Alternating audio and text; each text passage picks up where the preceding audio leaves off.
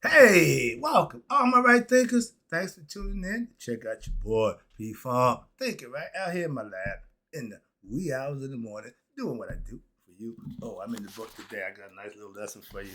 We're gonna talk about the first and chief being. Let that simmer for a bit. Let's go. Writism, 25 will live by storytelling. Story with a message. There's a message in my stories for life. I give you life lessons. You tuning in to receive them. I appreciate you. We got a good thing going. Let's do what we do. Right thinking mission is to enlighten, inspire, educate, and motivate. Use the individual to a higher spiritual level of enlightenment. Right thinking way of life through mental and spiritual discipline. Practice daily will help and guide you to obtain your goal of reaching spiritual enlightenment, aka know thyself.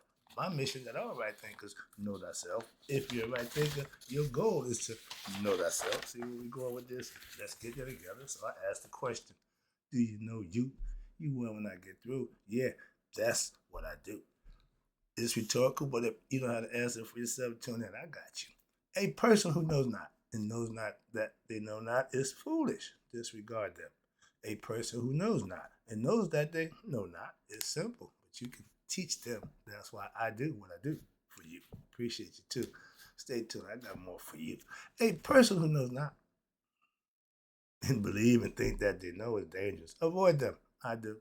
A person who knows and knows not that they know is spiritually asleep. I can awaken them. I'm the spiritual alarm clock here to wake you up with knowledge of self. That's what I do for you. A person who knows and knows that they know is wise. Follow them. All these persons reside in you. Right thinkers know that self. And to my yacht be true. Right thinkers, I'm introduce you to what we call, I'm gonna let you know who the first and chief being is. We all know who that is. Well, who? When I get done, you'll find out. And the next thing I'm gonna go to is it's a 2-for-1 lesson. It's gonna be a quick lesson. But next one is who is God?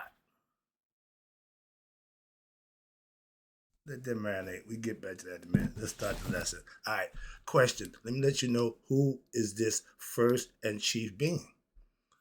We refer to in Shitat Netta, right thing philosophy, as Shitat Aset. It refers to the transcendental, absolute supreme being. Yeah, God. Okay. But how is this supreme being to be discovered? How can you discover God? That's the goal for immortality, to discover God for yourself. Every individual. It's 9 billion ways to get to God because it's 9 billion individuals and everybody have a way to God on their own. All they got to do is do it. The divine must be first understood through what? You ready? Mythological and philosophical training. So that means this requires a process. Hello, my man Sadi Guru. Hello. By which a spiritual aspirant, aka right thinker, you first listens to the teachings and then you reflect on those teachings and you have the mystical meaning and contained within those teachings and you implement them and you practice them and you will have your mystical experience for yourself, following through with the process. This section we're reading right now, this part of the book, will explore the understanding of God, not the superstitious belief. No, I'm going to give you an understanding that you can have for yourself from the point of view of what we call yoga. And it will provide a means and a way by which you can use your intellect and can be gradually purified and made subtle so that you may partake in these wondrous resurrection which the goddess imparts to all those who will ponder over sacred matters and seeks therein for what? The hidden truth. To know thyself, you have to find a teacher. You have to find somebody who knows. That way you can learn from them if you don't know yourself. This process called learning. Okay, I'm a teacher. I just need students. Why? I just teach. If I got no students to teach, ain't no need me teaching. So this process is accomplished by you acquiring the necessary knowledge which the goddess invites you to seek after. Unveil her, see her for who she is. That's taking away the ignorance, the veil of ignorance, as being what? Near and dwelling continually within her. I tell you, Mayat, I love Mayat. I just lavish in Mayat. It's all about Mayat. That's what they tell you about. I said I do the same thing. This implies that your spiritual studies must be continuous. I tell you, I do it daily and have been for the last 20 years. So I'm proficient in doing what I do.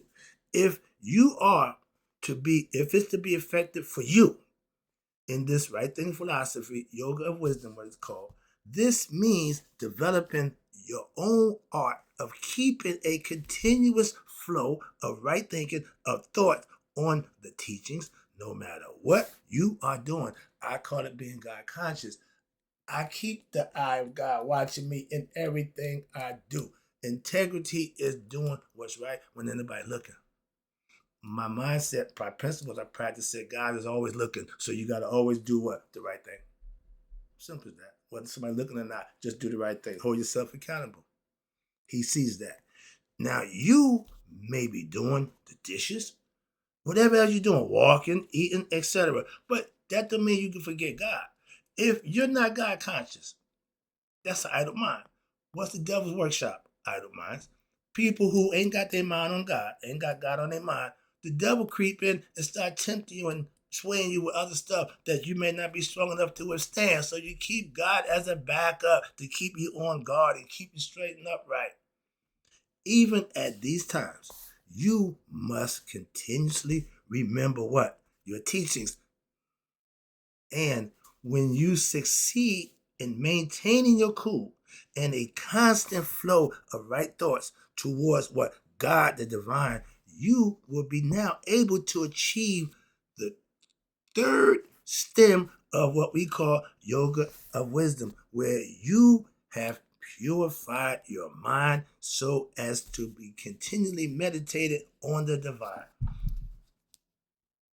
I call it being God conscious. Christians call it being prayed up. Whatever you call it, when you got God in your mind, the devil can't get to you. Why? God protects you. The ego can't beat God. It'll try. It ain't gonna stop. It don't. No, he's gonna keep going until you put him where he need to be. What? In servitude for you, where he do what you want him to do, not what he want to do. You turn him loose to do what it is he do, but you have to control that. Okay, and this process. Okay, I call it God conscious, but this process of keeping God in your mind does what? Will eradicate all egoism. I just told you the ego can't beat God. Okay, Haru would kick the ego's butt once he get going. Okay, he got more power than the ego. Okay, but if you don't recognize that, he will beat you. Okay, your confidence, your understanding, your knowledge of who you are. You have to be on your game to eradicate all your egoistic concepts in your character, and now you will discover your highest reality where within yourself. This anything for you ain't outside of you. As above, so below. As within, so without. These are all philosophical concepts that mean something if you understood what it means. Y'all just said because it sounds good. No, it has a purpose. But this is the path of wisdom, immortality, and enlightenment. In the physical state. Why? You need to do this here. This is the test. Life as a human is a test for the spirit to what? Awaken itself. So you must study, learn the teachings, perfect them, and present here that's presented here and then. You must begin what? Again, by reflecting on what you have learned daily. Well, I want to go. I want to learn. Again, right there. What you want don't make a difference. Okay, you have to do what needs to be done in order for you to get where you got to go. Simply, that's why everybody start out down here, but everybody claim to want to be here. They gonna do the things that they need to get there. That's every individual's choice. So I don't have to worry about calling it aspiration, pulling up my note. Everybody got the same choice. There are three, again, other important books that I have in the series of this wisdom studies from the perspective of what yoga and the mystical spirituality from what we call Sema Yoga book series. Okay, they are the Assyrian Resurrection, good book, the Ancient Egyptian Bible, book of coming forth by day, or the Book of the Dead, whatever you want to call it, but in the mystical teachings of the Assyrian Resurrection and the Egyptian Proverbs.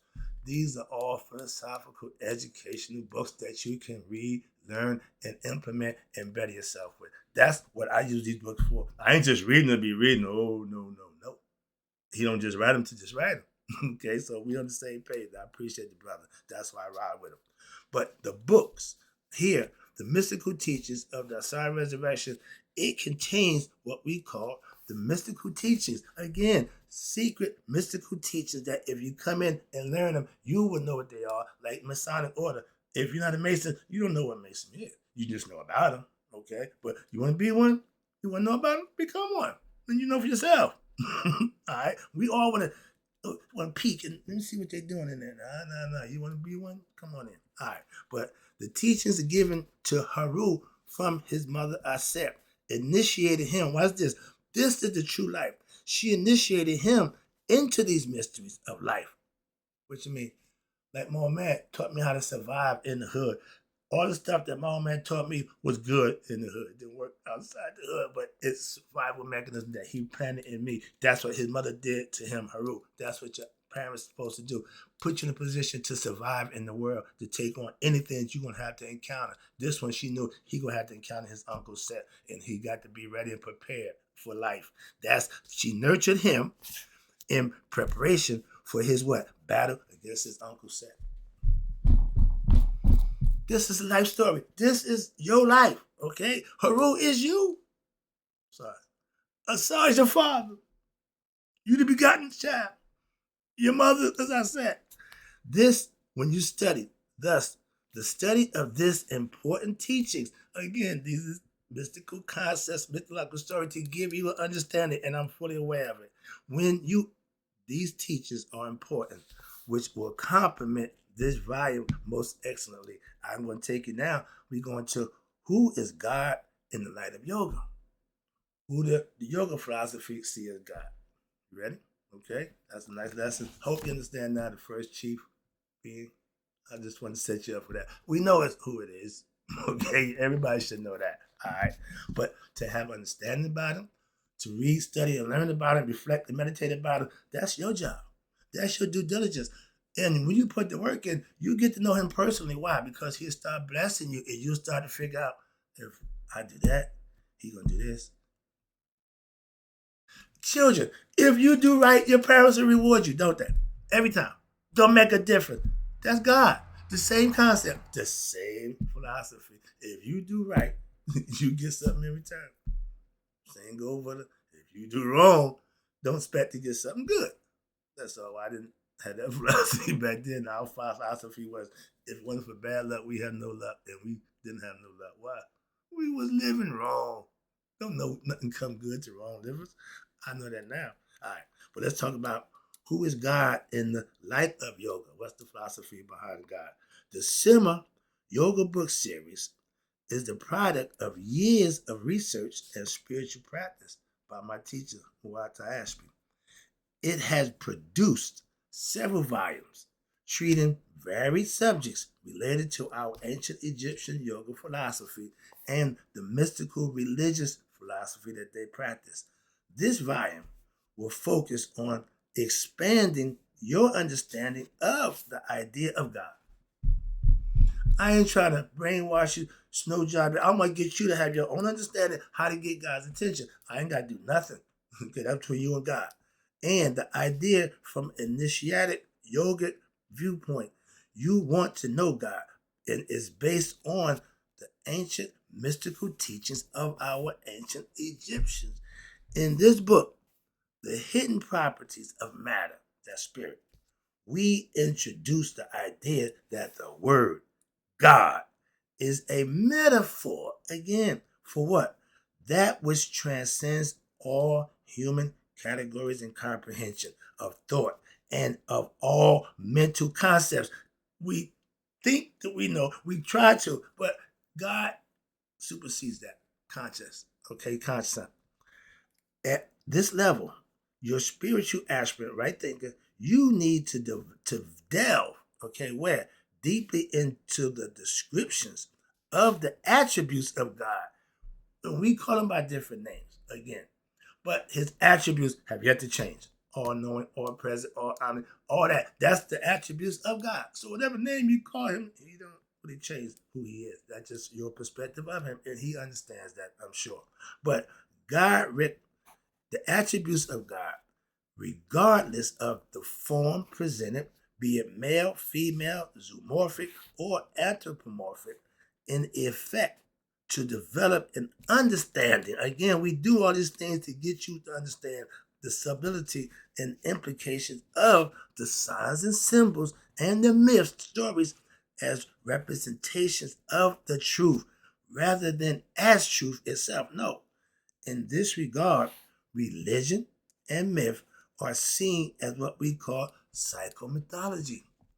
Mind storytelling to what? To enhance the mind, to teach you to understand how to do and what you should be doing for yourself to get what you need. Blessings from God. If you're here, you want to be blessed. How you do that? Right thing. Simple. I'm making a way of life. Why? I've been doing it now for over 15 years, and it works like a charm. It ain't that hard to do either. All right. So now, through what? Daily study. That's the one thing that I hold dear. I study every day. But what about the no. I study every day. Everything I do in my life, I still do. But studying is part of what I do every day. That's all. I made that part of my life. Now, through daily study of our ancient myths, mastering them, and gaining insight from practicing and the initiatic understanding, okay, the idea of God is expanded. Where? From dogmatic and mythological comprehension. If all you know is the Bible, you don't know nothing. Leave it there. Why? Because there's other things, other ways that teach the same thing the Bible teaches. And if all you know is the Bible, you don't know no other way. There's other ways. But if the Bible gets you there, by all means, God bless you. I know that too. But the comprehension, and it's all about to the understanding the metaphysical. That means manifesting it. Manifesting it. Excuse me. Then this metaphysical understanding is related what? To you personally. Yep. You the student, the initiate, whatever you want to call yourself, right thinker. So now you can begin understanding of your true divine nature for yourself. I went in search of the truth. I found it for myself. Now I just try to help others. That's it. And the idea of God in various religions, again, has ranged from this jealous personality, I am the only God, all that. Yeah, that's ego, who destroys entire civilizations, Sodom and Gomorrah. Okay, we know the stories. I know all the biblical stories. But if you do not, and the God will destroy civilization if they do not comply with his will. That's not God. That's not God. And to others, and this is what religious people see God as. Again, wrong. In others, which was this, in others, a display, he has a display of an idea wherein God is the what? Good principle, while the devil is the evil principle of existence. That's childlike mindset. That's a child's mindset. That's good for a kid. But an adult needs something more than that to go with. That's giving somebody milk when they need meat.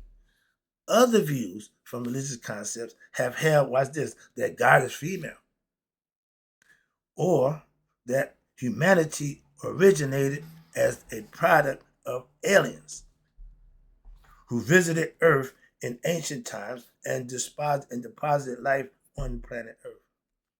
These are all theoretical concepts, whatever you want, not myths, but these are somebody's ideas and thought process because that's what they got to go with. You don't have to side with that. Make your own decision. I'm down with the self-created God. I can go with that. Okay, why? But all the attributes that come with it, that's what I'm rolling with. It makes sense. Okay, I'm logic and reasoning. If I can make sense of it, I can roll with it. If it don't make sense to me, I can't roll with it. That's why I don't do religion. Moving on. Again, where we at? These are all different concepts about God, and everybody got one. Like on pits and assholes. We all do. And sometimes they stink, sometimes they just wrong. And okay, but you got to have your own, and that's all you need. They're all attempts. These are all attempts to what? To try to explain the unexplainable. The myth job is to try to explain the unexplainable. That's why we give you the myth. But the fact that creation does somehow exist. How and why? Because the senses perceive it, but it is what beyond the grasp of the human mind to comprehend. However, these futile attempts have led to many various interpretations. Again, we just went through them, which have led humanity to various forms of what? Misunderstanding, misinterpretation, corruption, as well as conflict amongst religions. That's why I don't indulge in the religion.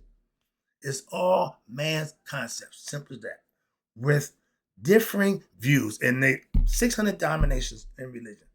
That's a lot of stuff, a lot of differences. Jesus, you ain't got but 10 commandments. Y'all can't agree on that. Some see their idea of God, and all we got is an idea until what? You manifest the truth for yourself by doing the thing to get you and God to become one. Put the work in. That's how I found him. Okay, I found him as the only proper and correct one. First of all, some see their idea of God. I know God, so I know is the only proper and correct one. The way I see it, you should see everything the right thinking way. You should say, no, that's crazy. Something. See, you can't say you're intelligent one minute and then do stupid stuff. They don't go together. So you have to hold your intellect and be respectful and mindful and understanding that everybody has the right to think, believe, whatever they choose. I'm not here to manipulate, try to, no, I don't do none of that. I ain't got time for that. I'm here to teach. And while others see their idea of God as more inclusive and encompassing, share. You can't tell me nothing about God except how he blessed you. Why? I know God for myself. So your idea of God is, I'll listen. I ain't got a problem. But you can't convince me of God about nothing about God. I know for myself. That's why. And again, see the clock. Let me get this up. One more paragraph, and I shut it down. The original meaning of the Latin derivative for the word religion, again, is to rejoin, to link, to take back, hook you up with your essence, which is God. Right thing, philosophy don't want to take you back. We want to take you forward with what? Motivation from God to do and be your best self. You ain't really going back. You got to go forward. You pay knowledge forward. You don't take it back. And I know now that this knowledge wasn't hidden. They just had to camouflage and disguise a little bit. Why? Because it ain't for everybody. I'm starting to realize that. The more I'm starting, yeah, I see why. Yeah, but we need to get more conscious. More people. 85% ignorant is not going to help us change the situation for us as a people. Moving on. But I'm doing my job by doing what I'm doing right here. And what's this? Especially with, okay, now the essence of true religion, right there. It's a yoga system because if it's practiced and perfected, it works just like anything else. Watch this. The true essence of religion is that linking back, specifically linking its followers, its believers, back to their original source. You want to know who that is? Netter. God, for those who ain't up on the ancient time. We didn't have the word God. That's a modern word. Ancient times, it was Netter, Nebercha, Necha, Netaru. All those things that we have tended to God. We knew that. Okay? We taught it. We lived it. We manifested for thousands of years. Nobody ever equaled what we done in Egypt. So that's why I went there and got what they used. And I'm using it myself. It works. But although all religions, if in its purest form, is really a yoga system, it's meant to unite one's individual consciousness, yours, with universal consciousness, God's. Become one with God consciously. Come on now. I'm getting excited. Sorry about that. The original intent and meaning of the scriptures are often misunderstood in religious, corrupted, okay, and not, if nothing else, distorted. So it ain't pure no more. It's been cut. It's tainted. It ain't pure. And in my world, that means commercial. That means it's for everybody. Okay, it ain't for the elite. It ain't the good stuff. No, y'all got that's random stuff. When I have my stuff, like my man Blue Magic, don't cut it and say it's Blue Magic. It's Blue Magic before you get to it and mess it up. I give it to you, Blue Magic. You get in a twist with it. No, it ain't long Blue Magic. When you get the truth, you start deciphering what you want to give out. Now you're cutting it. Now you make it to yours. That's not what it's meant to be. And that's called distortion and corruption. But this only occurs because religions have developed in many different geographic areas, and the elementary levels of religion is the historical accounts and the stories and traditions that everybody knows about. That's the foundation. And it have developed independently at an elementary level. So all religions tend to be deistic, like programmable, like do this, don't do that. And deism, as religious belief or the form of theism, holds that God of religion actions was restricted to what? An initial act of creation. After which, this the part that freaks me out. Y'all say God created everything, and then the act of creation, after which he retired. And this is the one thing that I can't get with religion. God separated himself to contemplate the majesty of his work. Bullshit.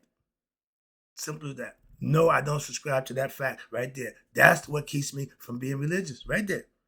If you tell me God separated himself from his creation, I'm not dealing with you. Whatever you say after that, it means nothing to me. Wah, wah, wah, wah, wah, wah. You full of crap. I know that. But deist holds that what?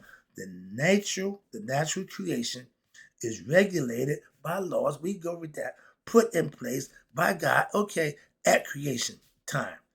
And inscribed with perfect moral principles. Yeah, we call Maya. That's what I call it. That's what we know it as ancient time. That's what it really is. And if you're going to practice it, you might as well practice the real deal. Come be a right thinker, practice Maya philosophy, master oneself, and know thyself. That's the lesson. I got to hit the gym, but I'll be right back with part 2. I got some more for you about God, the chief, okay, being. And in closing, right thinkers, may you all live to be 100, me, 100 miles a day. So I know that my right thinkers who now learn more about God for themselves have passed away.